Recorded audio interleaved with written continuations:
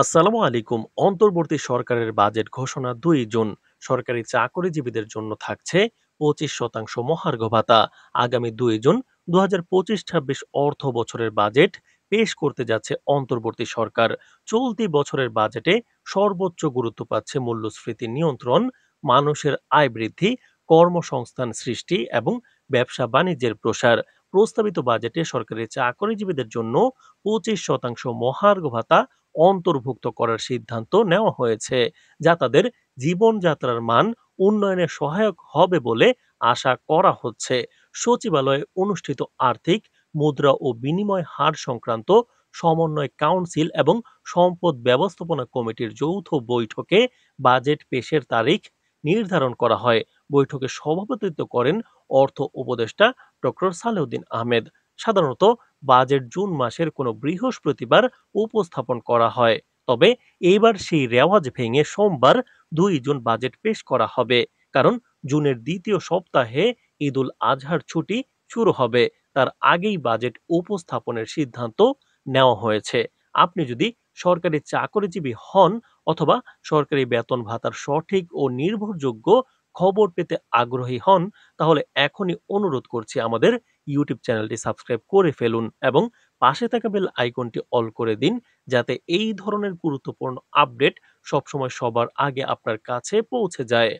সূত্র জানায় ২০২৫-২৬ অর্থ বছরের সম্ভাব্য বাজেটের আকার ধরা হয়েছে ৭,০৯,০০০ কোটি টাকা, যা চলতি অর্থ বছরের মূল বাজেটের তুলনায় ৭,০০০ কোটি টাকা কম। স্বাধীনতার পর এই প্রথমবারের মতো নতুন অর্থ বছরের বাজেটের আকার আগের বছরের তুলনায় ছোট হচ্ছে। অর্থনীতির বাস্তবতা, বৈশ্বিক প্রভাব এবং ব্যয় সাশ্রয়ের চিন্তা থেকেই এই পরিকল্পনা নেওয়া হয়েছে বলে সংশ্লিষ্টরা জানিয়েছেন। নতুন বাজেটে সরকারি চাকরিজীবীদের বেতন ও ভাতায় বড় অঙ্কের বরাদ্দ থাকছে।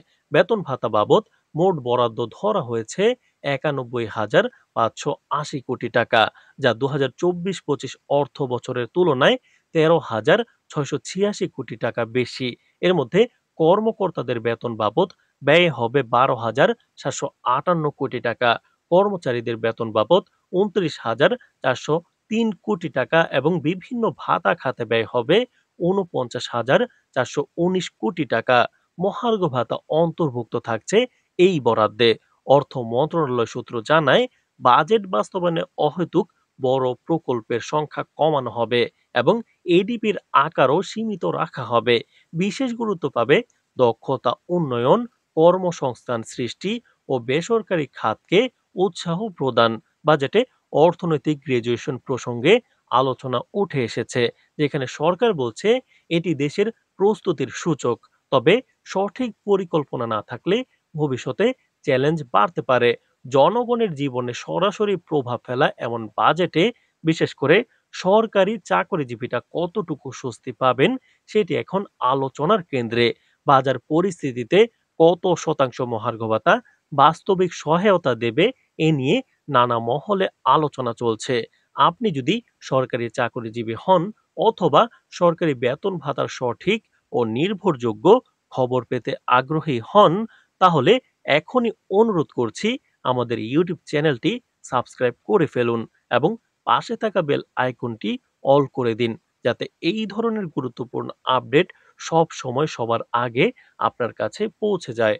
তো দর্শক, আমরা কিন্তু মহার্ঘ ভাতা নিয়ে ইতিমধ্যেই অনেকগুলো খবর দেখেছি, বিভিন্ন সময় মিটিং হতে দেখেছি অর্থ মন্ত্রণালয় থেকে এবং জনপ্রশাসন মন্ত্রণালয় থেকে, কিন্তু আমরা বিভিন্ন বিজ্ঞপ্তিও দেখেছি। সুতরাং মহার্ঘ ভাতা নিয়ে সরকারি চাকরিজীবীরা কিন্তু একটা আশায় রয়েছেন। আশা করি অন্তর্বর্তী সরকার হতাশ করবেন না, বরং সকল সরকারি চাকরিজীবীদের মহার্ঘ ভাতা এবার অন্তর্বর্তী সরকার অবশ্যই দিবেন